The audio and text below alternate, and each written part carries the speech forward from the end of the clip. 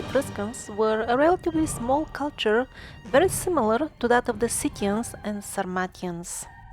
They, along with Genghis Khan, provide some of the most striking evidence showing that the stories that we have been told in school about the so-called history have actually less truth in them than the bedtime stories for children.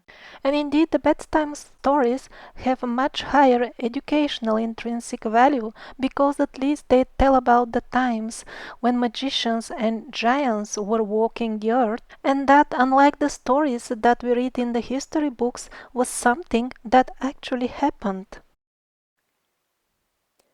Adriano Lorigina is the president of the National Institute of Archaeology of Italy.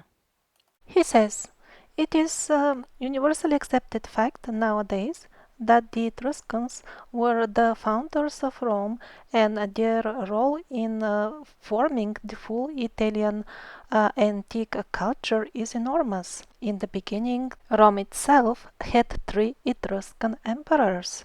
And yet further he assures us that nobody knows where the Etruscans came from, and their writing is absolutely unreadable. Then he was asked the following question: why exactly the Etruscan is unreadable? After all, similar looking writings are translated without any problem. What is the problem exactly with the Etruscan? And he says, there is no problem actually reading it. The alphabet and the sounds are completely readable. And they are very similar to the ancient Greek alphabet and few other ancient alphabets. However, the only problem is that we don't know the meaning of the words. That's why we consider this language undecipherable. But is that really true?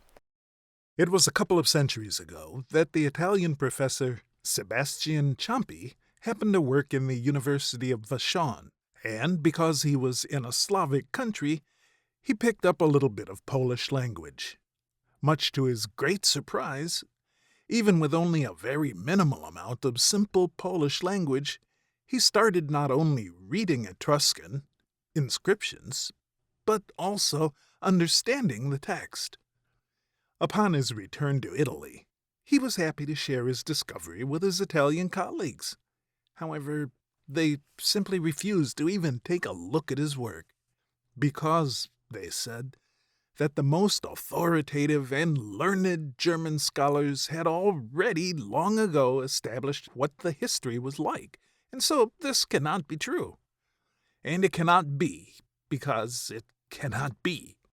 And he was not alone. Other scholars discovered the same, like Tadeusz Walański and Alexander Chertkov.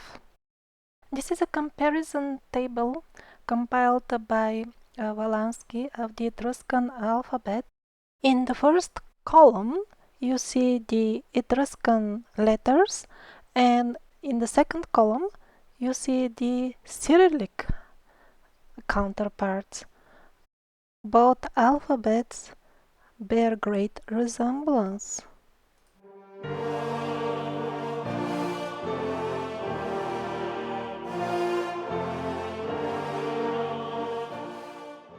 Here are a few examples. Look at this sample Etruscan inscription that comes first in the mainstream history book on the Etruscans, written by Ulrich Friedrich Koppa. In his book, he loudly assures us that Etruscan is absolutely unreadable forever. He doesn't even discuss this inscription in his full book. This is how you read the inscription. Стерела Купида ранит Минифеи.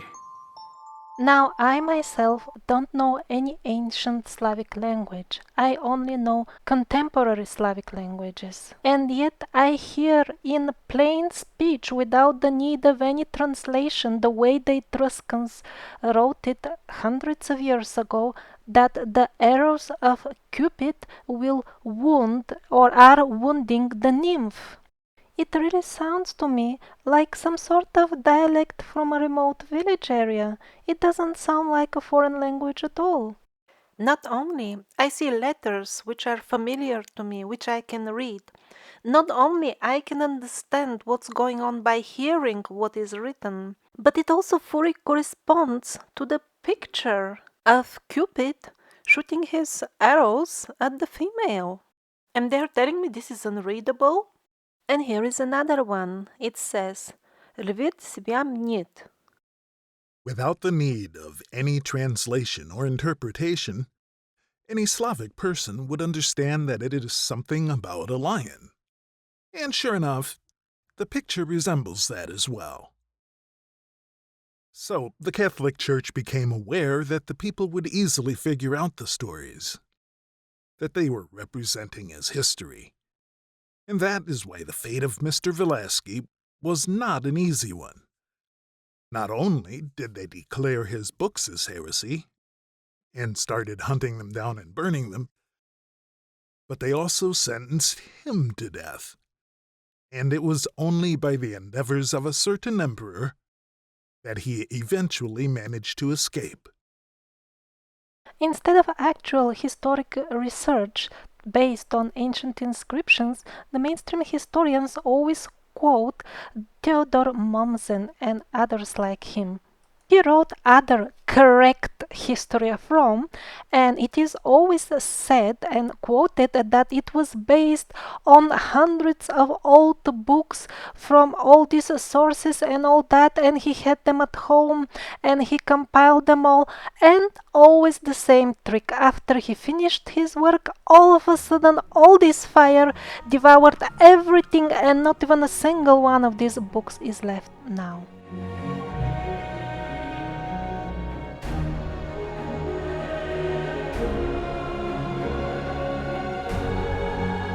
So how did the Etruscans look like?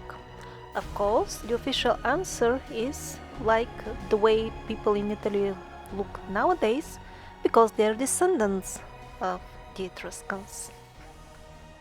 But on the old frescoes we see a completely different situation. Along with the usual blonde Scandinavian looking people, we see also people of color, and they are not some slaves as they're telling us. Actually, the servant is blonde. The boss is of darker complexion. I mean, everything they're telling us is wrong. About the language, about who the people were, just everything. Actually, the Etruscans were a very international crowd, and this fits very well with the story of the survivors. We saw the same record in America. In Popova, they were telling us about the people who came to teach them from far away. They all spoke different languages, and they looked different. We find traces of Chinese people in the survivors team, along with the traces of Africans, which are much better known and much more numerous in the Americas.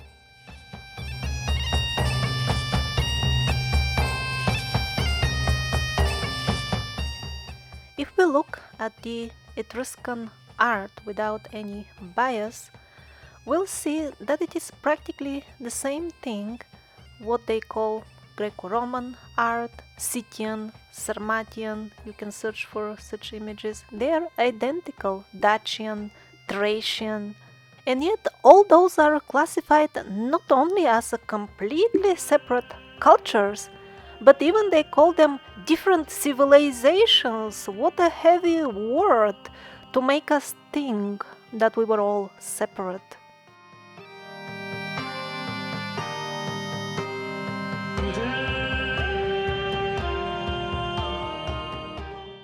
The Scottish scholar Thomas Dempster compiled a meticulous study of the Etruscans, published in a couple of big volumes, compilation of ancient work showing that it was the Etruscans who gave to the full region of Rome and full Italy technology, medicine, agriculture, and basically all culture and knowledge. As everywhere else on earth, they simply came to educate people. But how did the Etruscans call themselves? The name they used is Rasenna, that is well accepted even by mainstream historians. Do you remember the quote from Mavro Orbini? He also said that the survivors called themselves Raseanami, which means the scattered ones. And that is why he continues, various nations derived their names from this word. Another nation that did that is the Russians. It is not a secret that they call themselves Russi. That's how it sounds in their language, and it was formed by and the root of that was Raseanami. For example, in this Etruscan inscription, they talk about Russia using the very main word that is historically well known to signify Russia, and that is Россия. And that is, by the way, how the Russian people themselves till nowadays call their country Россия, the land that was founded by the scattered ones. By the way, Etruscans, the very word as it is in English, may not sound as close to Russians, but that's only in English. In the Slavic language, it sounds like this: Etruskie. It is very near to Russkie, almost the same. It doesn't mean that the Etruscans are Russians. It means that both regions, that of Italy and that of Russia, initially received their culture from these scattered ones. And also please note that since Etruskie and Russkie is very near in the Slavic language, it probably has been even at the time when the Etruscans were speaking their own language, because it was basically a Slavic language. According to even official statistics, the most common family name in Italy till date is Rossi. And of course, as everywhere else on earth, the swastika was their symbol. Here is what everybody calls a Roman style helmet. It's actually Etruscan. Here are the Etruscan sphinxes. Everything was there already, nothing was invented by the Romans. The Etruscan laurel wreath.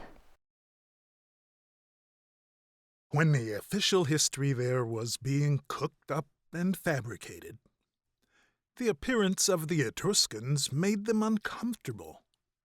They weren't supposed to be there, after all. All these inventions and all the knowledge they gave was accredited mistakenly to the Romans. So what to do with them? As usual, just throw them into the faraway, unimportant part. Centuries before Christ. But in fact, in the main book of the Etruscans, although we don't have an original version, we only had the corrected by the Jesuit monks form. Still, even in its corrected form, it just copies the Bible. It resembles the Bible very closely. In fact, the Etruscans flourished just centuries ago. The cross is present in their artwork, the Christian cross. They knew very well about Christ. And the mainstream historians are telling us that they are working hard on solving this mystery of why the main Etruscan book resembles the Bible so closely. They're working so hard, and surprise, surprise, there's no explanation yet. It is still a mystery. And by the way, the very name of that main book of theirs can tell us quite a lot. It is called Sudная книга. And again, I don't know any ancient European languages, and yet I understand this just because I know Slavic languages. It means simply book of law. Very strange. They have even made up a proverb saying Etruscan unreadable in Italian to really convince people, and they always underline with such bold letters that Etruscan is absolutely unreadable and will never be readable, and it is a mystery and all that. And yet, millions of people who know Slavic languages can understand without any translation. Interesting. Is this just another African, or is some other chap of the blue ones? There in Egypt, the blue ones, also in India, Krishna belonged to the blue race.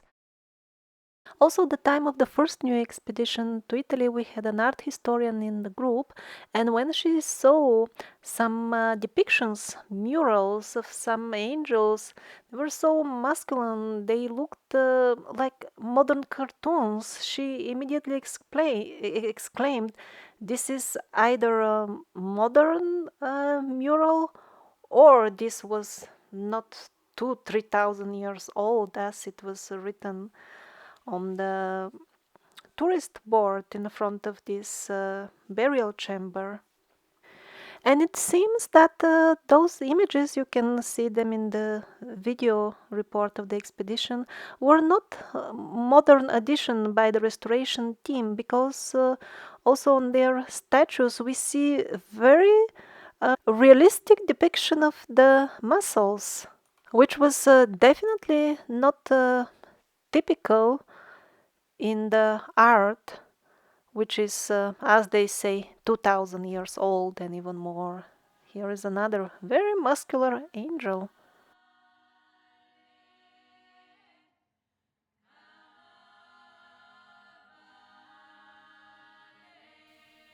And not just the people, also here the horses, the muscles are very well pronounced.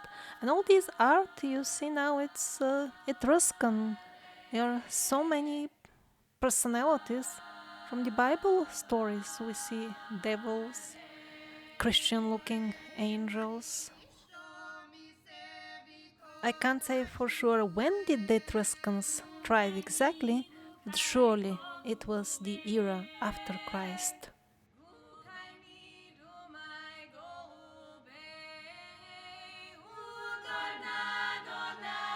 So, to summarize, the Etruscans are just an excellent example of how unnecessary mystification is used to cover up the real history and cover up the biggest of all mysteries, which is how descendants of magicians like ourselves have been tricked into believing to be descendants of apes.